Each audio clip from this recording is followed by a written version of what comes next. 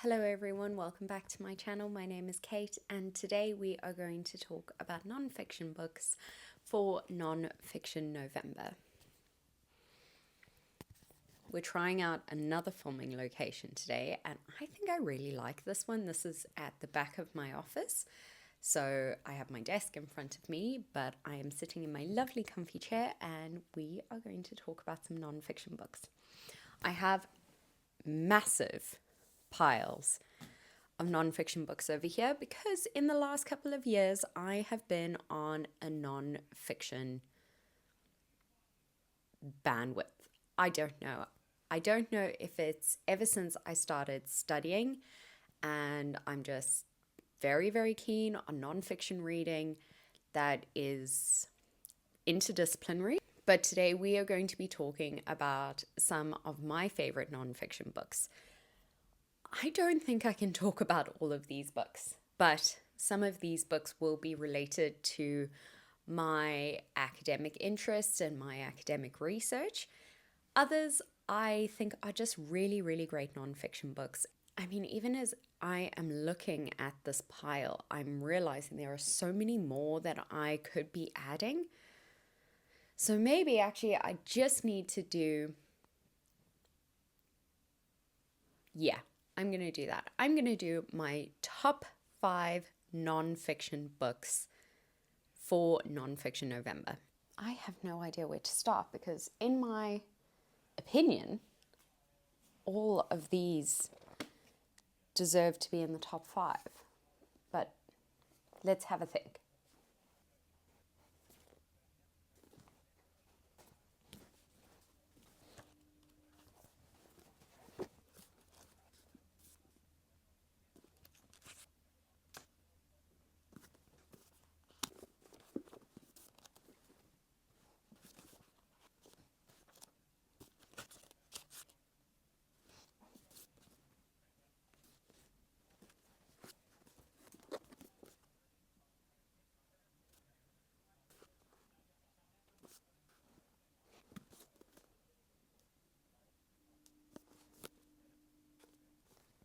Okay, I don't have 5. I have 8. Yeah, okay, let's talk about 8. 8 from 18, 19, 20.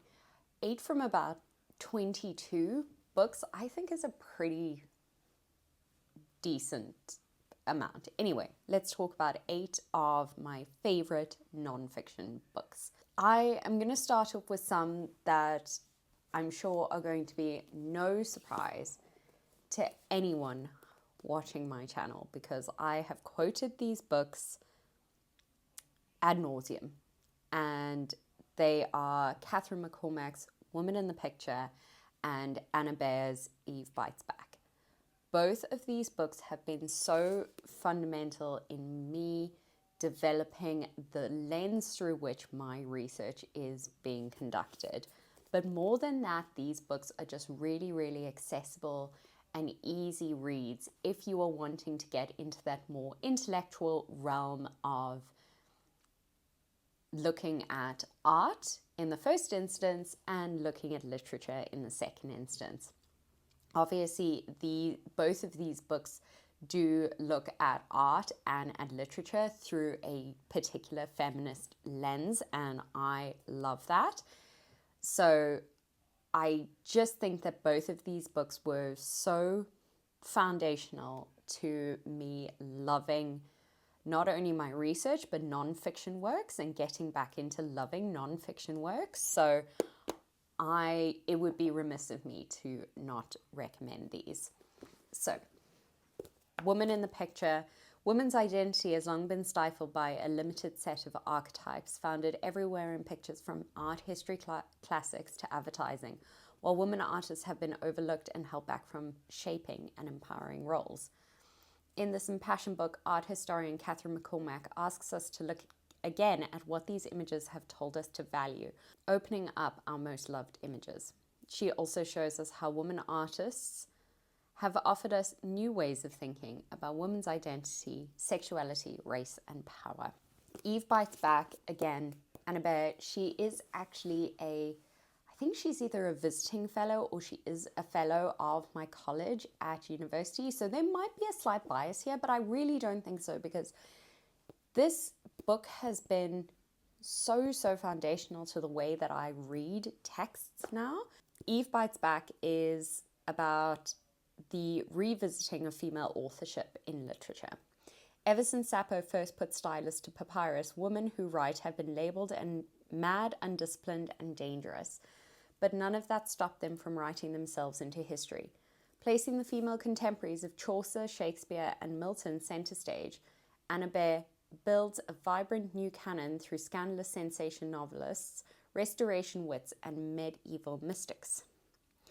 Delving into the lives and works of 8 pioneers, Julian of Norwich, Marjorie Kemp, Amelia Lanier, Anne Bradstreet, Aphra Behn, Mary Wortley Montagu, Jane Austen, and Mary Elizabeth Brandon, Bear uncovers the struggles and triumphs of those game changers, groundbreakers, and genre makers. I can't recommend those books enough. Another book that I feel that I have recommended so much is Jonathan Dollimore's Desire.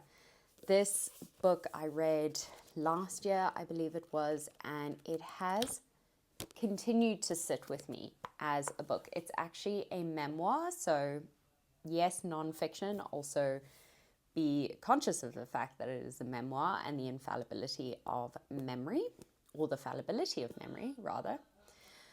In this meditative and haunting memoir, renowned cultural critic Jonathan Dollimore recounts a life spent dedicated to understanding the delight and disorder of human desire. Through recollections of his struggle with depression, his discovery of love in literature, and his adventures cruising in the gay subcultures of late 20th century New York, Brighton, and Sydney, Dollimore weaves a candid and nuanced narrative of life in a newly liberated and hedonistic world soon to be devastated by AIDS. Effortlessly blending the tragic and the comic, Dollimore's unique voice relates a life haunted and torn by loss, and then at once intensely personal yet universal experience of suffering and longing. I think this book does so much more than just provide the memoirs of Dollimore. I think it is an incredible insight into understanding human desires and human interactions, and beyond just the sexuality of this book, there is so much to be said about how we perceive ourselves, how we perceive those around us, and how Dollimore has created that intellectual link by resorting back to literature. And it's just a really fantastic read, and I feel like it has done so much for me in terms of opening up my eyes to the differences in the way that people perceive and view life. So I would highly recommend that.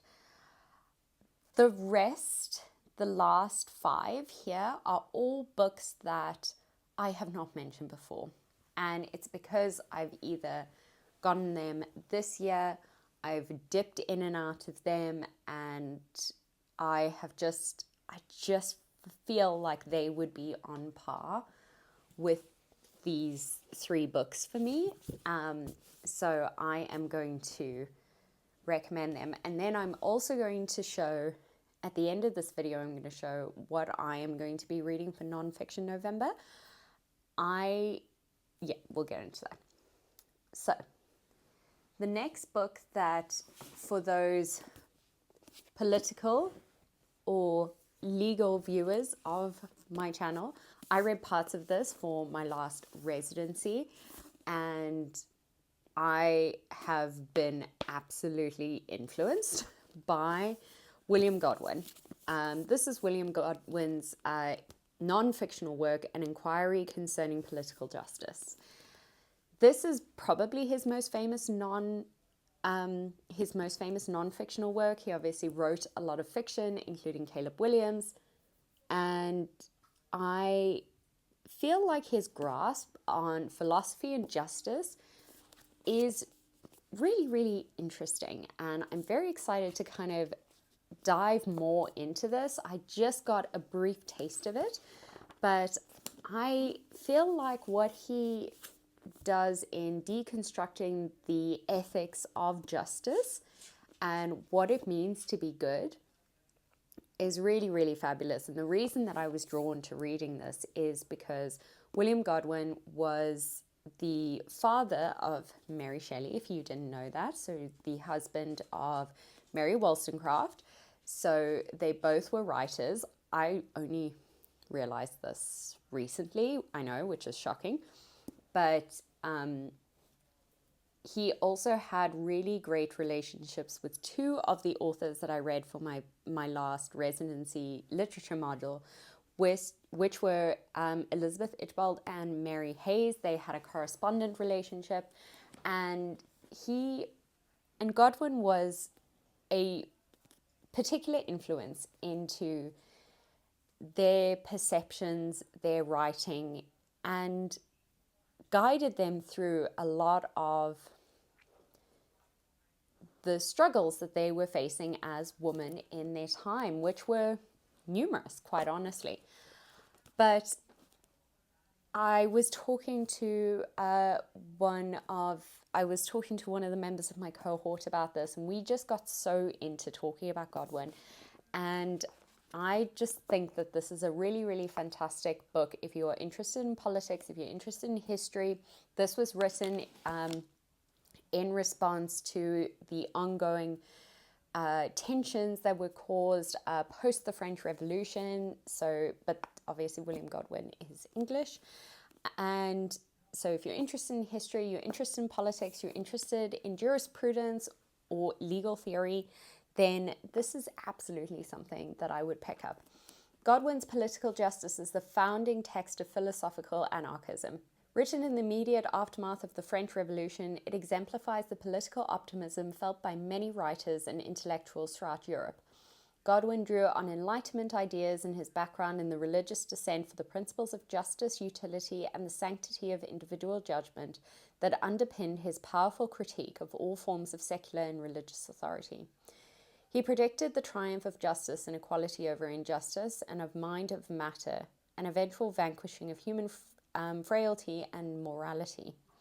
Property, punishment, law, and marriage would be eliminated, and politics increasingly displaced by an expanded personal morality rooted in reasoned argument and candid discussion. Notwithstanding his optimism, political justice raises deep philosophical questions about the nature of our duties to others that remain of enduring relevance to modern debates on ethics and politics. So, highly recommend if that is your vibe.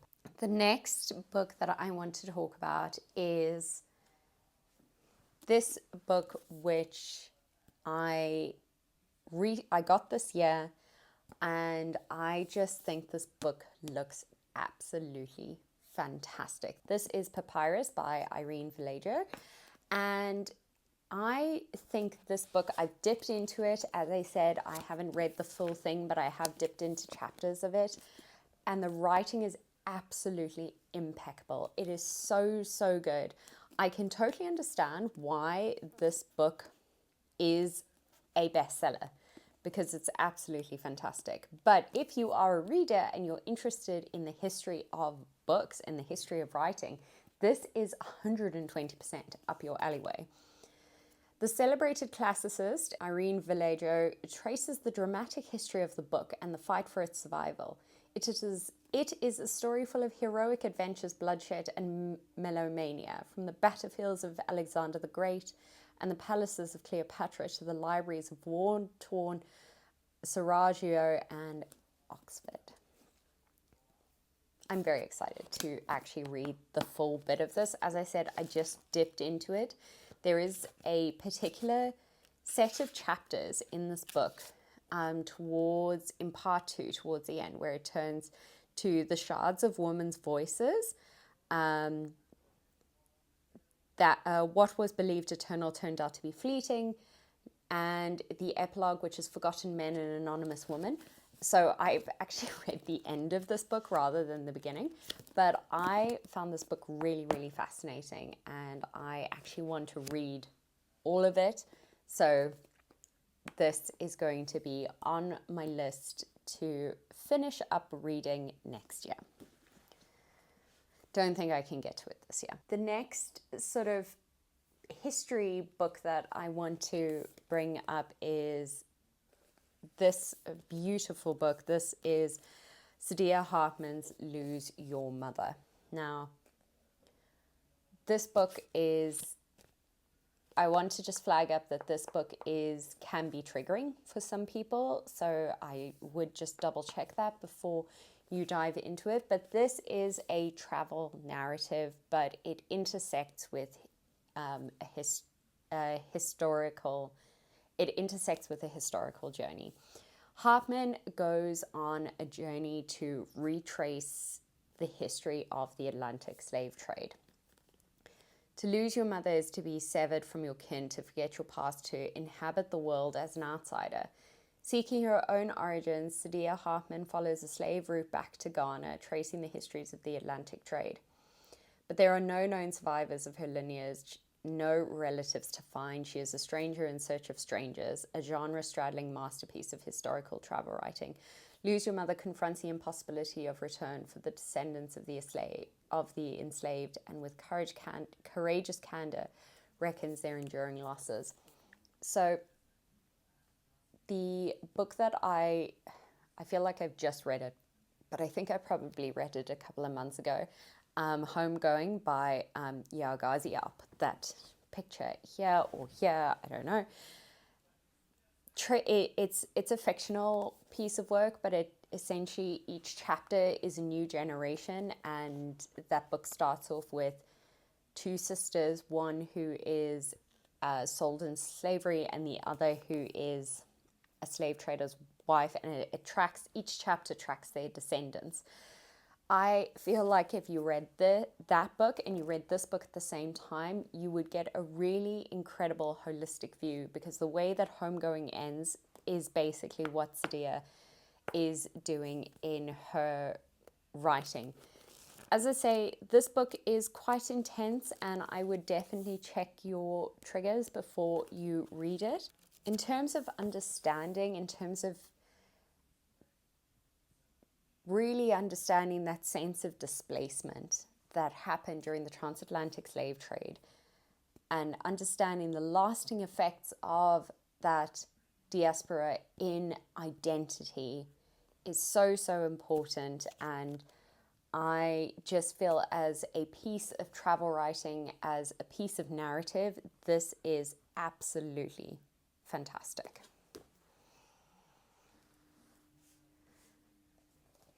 The next book that I want to talk about is, I really wanted to talk about John Berger's Way of Seeing, because as well as Catherine McCormack, that book has been so influential in the way that I look at art and images, and even images in literature. But Negative Space by Cristín Leach is a call on John Berger's The Ways of Seeing.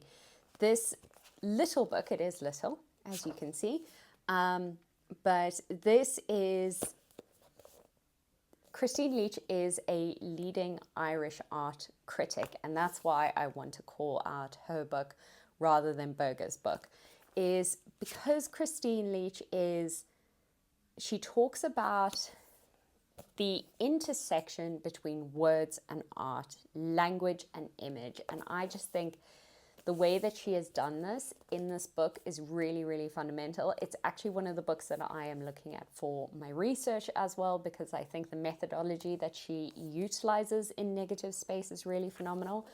So I just read this out. This unique literary debut, this was also a debut, which is just insane, from leading Irish art critic Cristín Leach, weaves words and arts with an unraveling of self that comes when a marriage breaks.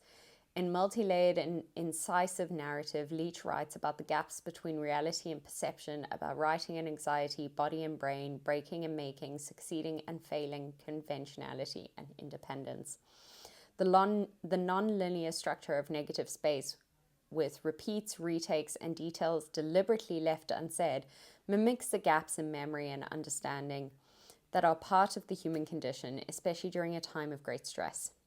It is about art and writing as a fundamental way of explaining and understanding the world, perhaps saying what cannot be said or revealing without showing. Negative Space is a memoir about writing and art as a salve and a means of escape, marriage as a refuge and a trap, the nature of home, a failing relationship, and what happens when everything falls apart. I cannot recommend this book enough. It's not very long. You could possibly, let's see, and the text itself is quite large as well. It's 149 pages, and as you can see, the text is quite large. You could probably nail this out in a day if you set aside some time. And then I wanted to call out a book that I am in no doubt will become a favorite of mine, but I have not read this. But I did want to flag it up because during my last residency, we did a book swap, and we were asked to buy or bring a book for a member of our cohort and do a swap basically. And one of my cohort brought this book for me, and honestly, I feel like she absolutely nailed it. So this is The Spell of the Sensuous by David Abram. I don't know if anyone's read this. If you have, please do let me know your thoughts about it in the comments. But this book just sounds really, really fantastic. For 1,000 generations, human beings viewed themselves as a part of the wider community of nature, and they carried on active relationships not only with other people, but with other animals, plants, and natural objects, including mountains, rivers, winds, and weather patterns, that we have only lately come to think of as inanimate. How, then, did humans come to sever their ancient reciprocity with the natural world? What will it take for us to recover a sustaining relation with the breathing earth? The Spell of the Sensuous draws on sources as diverse as the philosophy of Merleau-Ponty, I've never heard of that, Balinese shamanism, Apache storytelling, and his own experience as an accomplished sleight of hand magician to reveal the subtle dependence of human cognition on the natural environment. He explores the character of perception and excavates the central foundations of language, which even at its most abstract echoes the calls and cries of the earth. On every page of this lyrical work, he weaves his arguments with a passion, a precision, and an intellectual daring that recalls such writers such as Lauren Esley, Annie Dillard, and Barry Lopez. I'm terribly excited to read this book. Will I read it this year? Probably not. I've got too much to read this year before I dive into reading. Which brings me on to what the nonfiction book I will be reading this month as a part of Nonfiction November. This is A Memory of Memory by Maria Stepanova. This is the nonfiction work that is on my 2024 TBR. I will leave that video up here. And I have got, I think if I remember correctly, I have got 8 books left on my 2024 TBR. I don't think I'm going to make it. I don't think I'm going to make it reading everything on my 2024 TBR. 8 books is basically a book a week until the end of the year. I don't think I'm going to get there, but I'm going to do my absolute best to get there. But I am going to read In Memory of Memory. This is something that I've wanted to read, obviously, all year. And this is, with the death of her aunt, Maria Stepanova is left to sift through an apartment full of faded photographs, old postcards, letters, diaries, and heaps of souvenirs, a withered repository of a century of life in Russia. Carefully resembled with calm, steady hands, these shards tell the story of how a seemingly ordinary Jewish family somehow managed to survive the myriad of persecutions and repressions of the last century. In dialogue with writers like Roland Barthes, W.G. Sebald, Susan Sontag, and Osip Mendelssohn, In Memory of Memory is imbued with rare intellectual curiosity and a wonderfully soft-spoken poetic voice. Dipping into various forms, essay, fiction, memoir, travelogue, and historical documents, Stepanova assembles a vast panorama of ideas and personalities and offers an entirely new and bold exploration of cultural and personal memory. I love that, and I'm so excited to read that. So, that's it. I will be reading this. Let's see if it gets added onto the list at a later stage, but these are... Am I going to manage to do this?